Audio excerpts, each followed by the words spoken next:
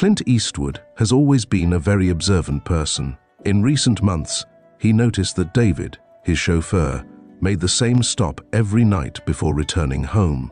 At first, he didn't think much of it, but over time, the signs became more than obvious. The car was warmer than usual, there were furtive glances in the rearview mirror, and a dense silence between them. That night, Clint's curiosity was piqued. Instead of going home, he decided to drive around and find out what was going on. As soon as he turned the corner, he felt a strange pressure in his chest, but what he was about to discover would make him shed tears. The rain was falling incessantly on the city, turning the streets into shiny mirrors that reflected the lights of the street lamps and the headlights of the cars.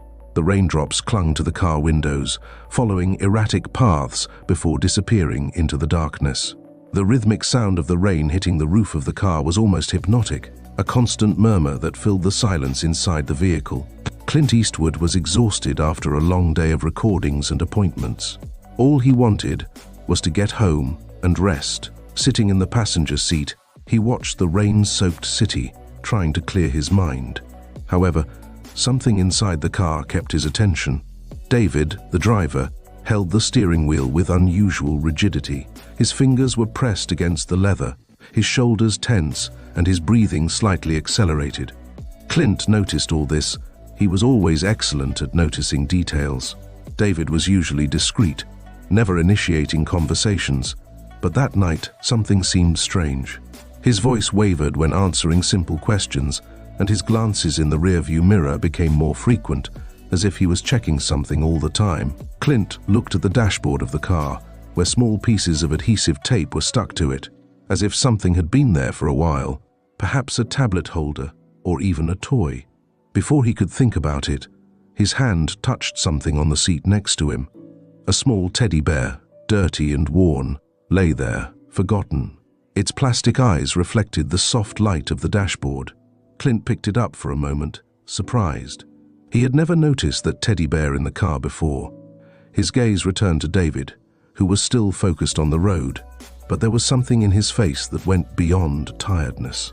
It was then that Clint realized David was carrying something much heavier than a simple exhausting journey. But what was he hiding? The rain had eased, but the city was still shrouded in a cold fog. The sound of tires cutting through wet asphalt echoed in the almost deserted street. Clint remained silent as David maneuvered the car into a familiar spot, a quiet street near a small 24-hour gas station. Clint had noticed this pattern before. Whenever his night drives ended, David would stop there. At first, Clint thought it was just a convenient stop before heading home, but now, after noticing all the little details that night, David's hesitant glances, the tape marks on the dashboard, the forgotten teddy bear, Clint began to wonder if it was just a habit or something more. David switched off the engine, but didn't move immediately. He stood there, staring at the road. It was then that Clint noticed something strange. The car was very hot, hotter than it should have been after switching off the engine. This meant that David had probably left it running for a while before parking it. Why? Clint looked in the rearview mirror, trying to see any movement in the back seat. It was dark, but then he heard a soft sound, the crack of a package being opened. His body tensed. He could see nothing but shadows, but that sound made him uneasy. It was food, as if someone was carefully unwrapping something to eat. "Are you coming down, Mr. Clint?" David asked in his usual voice, but a little stiffer than usual. Clint hesitated. Part of him wanted to stay and watch and find out what was going on, but he also knew that he had no real reason to question David. Yet, so he simply nodded. "Yes, thank you, David." He picked up his bag and slowly got out of the car. The cold night air hit him immediately. He took a few steps down the sidewalk, but something inside him made him stop. He turned discreetly and looked at David through the car window. The driver still hadn't moved. Clint Eastwood turned over in bed, trying to fall asleep, but sleep slipped through his fingers like water. The scene from the night before played over and over in his mind.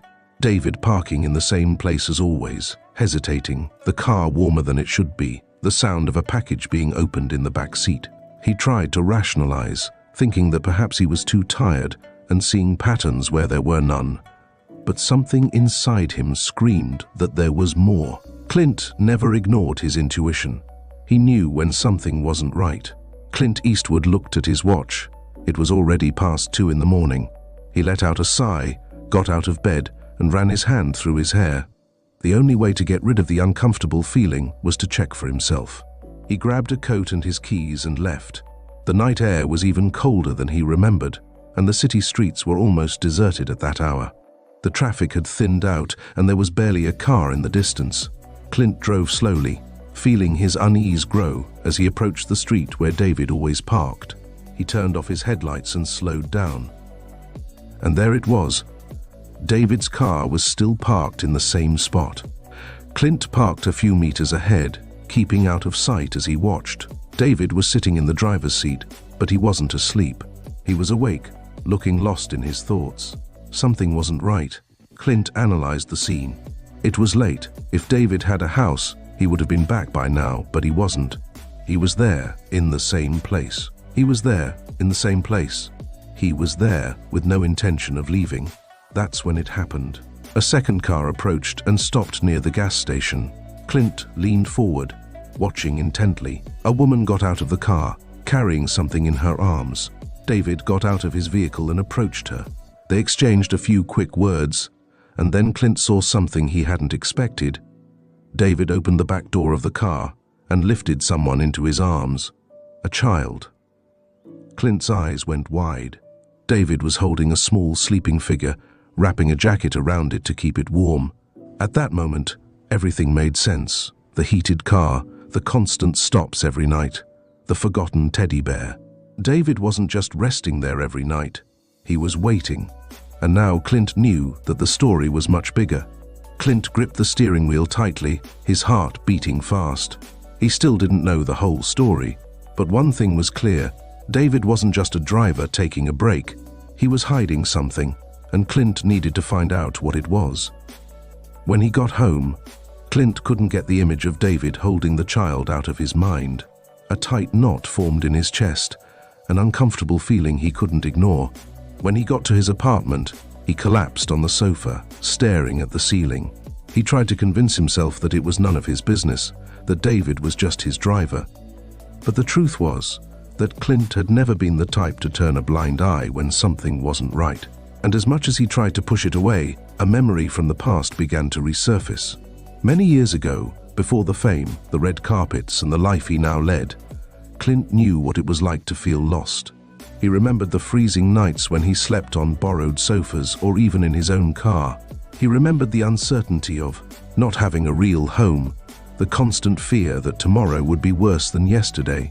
And he remembered a face, the face of a man who did something simple, but which changed his life. Clint never knew the man's name. He just remembered that he was an older man who owned a small car repair shop. One day, when Clint was at his worst, this man offered him a job. It wasn't a formal job, just occasional tasks like changing tires, organizing tools, and cleaning up. But it was enough to help him get back on his feet, save some money, and take the next step. It was the first time Clint understood the difference between simply giving money and giving a real chance. Now, lying on the sofa, staring at the ceiling, Clint understood why David's situation bothered him so much, because he saw himself in that place. He let out a deep sigh, wiping his hands across his face. If he ignored what he had seen, David and his daughter would continue to live like that. But if he did something about it, what exactly could he do? Clint stood there for a long time, undecided between intervening or leaving things as they were. Finally, he made up his mind. The next day, he would talk to David. And no matter what the driver said, Clint would not allow him to go on living like that. Clint looked at David, now asleep in the car. The difference between them was clear. Clint had the opportunity to change his life. Now he wanted to give that opportunity to someone else. The sun was slowly setting over the city, painting the sky in shades of gold and orange. Clint Eastwood watched the horizon from the window of his apartment, but his mind wasn't there. Clint Eastwood needed to find a way to get David to accept help without feeling like a burden. And he already had a plan. At exactly 7 in the evening, David's black car pulled up in front of the building. Clint got in and greeted him with a slight smile. Good evening, David. Good evening, Mr. Clint. Where are we going? Clint crossed his arms, pretending to think. I'm in the mood for something a little cozier tonight. Do you know any family restaurants with good food and no paparazzi? David thought for a moment before replying, I know a small Italian restaurant downtown. The food is excellent, nothing fancy but very cozy. Clint smiled. Perfect. Let's go. As David drove, Clint observed his posture. He looked more tired than usual. The way he held the steering wheel, the eyes that blinked slowly and, occasionally, all indicated exhaustion. Clint wanted to ask him how he was, but he knew it wasn't the right time. He had to wait for the right time. The restaurant was small and cozy, just as David had described. The soft light gave the room a cozy feel, and the smell of fresh tomato sauce filled the air. They sat by the window, and the waiter quickly brought the menus. Clint, always discreet, lowered his head and kept his hat slightly tilted so as not to attract attention. David was studying the menu with almost too much attention, as if he were doing mental calculations. Clint noticed the hesitation. He recognized that look. It was the same look he had when money was tight and each dish on the menu had to be chosen carefully. Clint quickly placed his order, a plate of pasta and a glass of wine. He then turned his attention to David, who was still undecided. Order what you like, said Clint, with a nonchalant tone. David nodded slowly and chose a simple dish, accompanied by a glass of water. The silence between them lasted for a few moments, until Clint decided to break it. How long have you been working for me, David? A little over 2 years, sir. Call me Clint, he corrected with a slight smile. David nodded, but didn't answer right away. Clint realized that David wasn't the kind of person who talked much about himself. But that evening, Clint had questions to ask. Do you like the job? Asked Clint, taking a sip of his wine. David let out a small smile. I like it. You're a good boss. Thanks. But I meant the job itself, insisted Clint. David was silent for a moment before replying. Well, it's honest work. It doesn't pay much, but it's honest. Clint analyzed his words. He sensed that David wanted to say something more, but was holding back. And outside of work, how's life? Clint asked, looking out of the window. David moved his fork around on his plate, avoiding eye contact. Surviving, he replied briefly. The word hung in the air. Clint knew he couldn't press any further, so he decided to change his approach. You know, David, Clint began, looking out of the window. When I was younger, I went through some very difficult times. David looked at him, curious. I know what it's like to sleep in your car. I know what it's like not to know where your next meal is coming from. David remained silent. Clint continued, I don't talk about it much, because people think Hollywood is all about glamour. But the truth is, before all this, I was just trying to survive. David let out a deep sigh, as if absorbing every word. Then, Clint continued, a man came along and gave me a chance. He didn't give me money, he gave me a job. He gave me dignity. There was a long silence between the two of them. Clint looked directly at David. You don't have to tell me anything, but I know there's something there. I'm not blind. David lowered his eyes. Clint, he hesitated. Just tell me one thing, interrupted Clint. Do you have a place to sleep tonight? David closed his eyes for a second before answering. Yes. Clint noticed his hesitation. Is it in your car? He asked directly. David swallowed. Yes, he replied. Clint let out a long sigh. And your daughter? David's eyes opened wide, his expression tense. How? How do you know? Clint leaned his elbows on the table. Because I pay attention. Because something didn't fit. Because I've been there. David wiped his hand across his face, clearly uncomfortable. I didn't want you to know, he muttered. Why? Because I don't want your sympathy. Clint shook his head. Who says I'm offering compassion? David held the keys in his hand, feeling their weight, both physical and symbolic. The cold metal against his skin felt almost unreal after so long without a home, without a stable place to call his own. Now David had something in his hands that could change everything. He looked at Clint, who was watching him with a quiet smile, without pressure or expectations. It wasn't pity, It wasn't charity, it was simply someone offering him a new chance. But accepting it was still difficult. Emily stood next to her father, holding her teddy bear, watching everything with curious eyes. She didn't quite understand what was going on, but she could sense her father's hesitation. "Are you sure?" David asked, his voice almost cracking. Clint put a reassuring hand on his shoulder. "I've never been so sure of anything." David looked at the keys.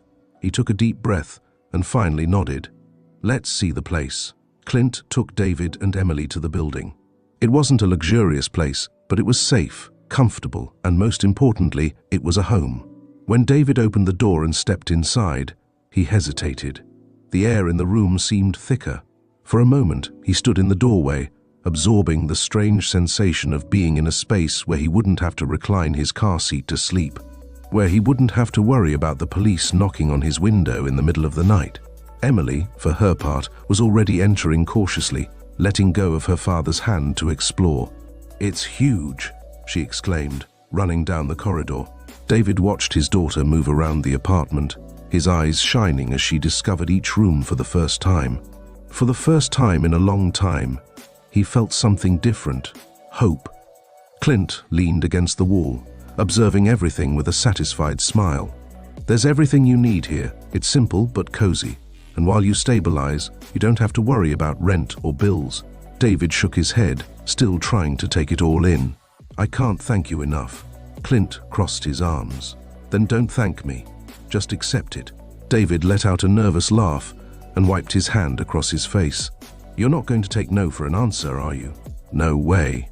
Emily appeared in the living room with something in her hands. "I have my own room?" Clint smiled. "Of course. And you can decorate it however you like." Her eyes sparkled with excitement. "Daddy, can I put stars on the ceiling?" David looked at his daughter, feeling his chest tighten. He didn't want to depend on anyone, but for the first time he realized that it wasn't about pride. It was about giving his daughter something he never had: stability. He crouched down next to Emily and held her hands. "Of course you can, darling." She squealed with delight and ran off to explore her new room. David turned his gaze to Clint, still dealing with the emotions of the moment. "I promise I'll pay you back for this." Clint smiled sideways. "You're already paying." "What do you mean?" David followed Clint's gaze and saw Emily lying on the floor of her new bedroom, already wondering how she was going to arrange everything. And at that moment, he understood. The next morning, Clint took David to a special place. It was a small car repair shed owned by an old friend of his. "You know how to fix cars, don't you?" Clint asked. David nodded. "I used to work in a garage before everything fell apart." "That's good, because I talked to the owner, and he's willing to give you a chance." David was speechless, looking at Clint with eyes full of surprise and gratitude. "I don't even know what to say." "Then don't say anything. Just show that you deserve this opportunity." The workshop owner came out of the shed and held out his hand. "Clint told me about you. Let's see what you can do." David shook his hand firmly. "I won't let you down." Clint smiled. "I know you won't." That evening, after his first day at work, David returned to the apartment and found Emily sleeping peacefully in bed. He quietly approached her and ran his hand through his hair, brushing a lock away from his face. "We did it, princess," he whispered. She mumbled something in her sleep and hugged the teddy bear even tighter. David got up and went into the living room where Clint was looking out of the window. "Is she all right?" Clint asked. David nodded. "Better than ever." There was a long pause before David spoke again. "You changed our lives." Clint smiled softly. "No, you did that. I just gave it a push." David took a deep breath, feeling the weight he had been carrying for so long begin to ease. "I'll never forget that, Clint." Clint patted him on the shoulder. "Just promise me one thing." "What?" Clint looked at him seriously. "When you're on your feet, when you're stable, help someone." David was silent for a moment, letting the words sink in. Then he smiled. "I promise." It had been a few weeks since David and Emily had moved into their new home. Life was beginning to stabilize, something approaching normality. David was working long hours in the repair shop, determined to prove himself, while Emily was starting to go to school, something she'd never had the chance to do regularly before. For the first time in a long time, David could breathe without the constant weight of uncertainty. Clint had taken a step back, offering them the space they needed to reorganize. That was David and Emily's inspiring journey, and the transformative impact that Clint Eastwood's kindness had on their lives. But now I want to know, what did you think of this story? Do you believe that small gestures really can change someone's destiny? Leave your opinion in the comments. Let's talk about it. And if this story has touched your heart, don't keep it to yourself. Share it with someone you believe needs to hear this message of hope. And, of course, subscribe to the channel for more stories that show the power of generosity and self-development. Want more inspiration? Then click on one of the videos that appear on the screen to continue watching other moving stories that will make you reflect. See you in the next video.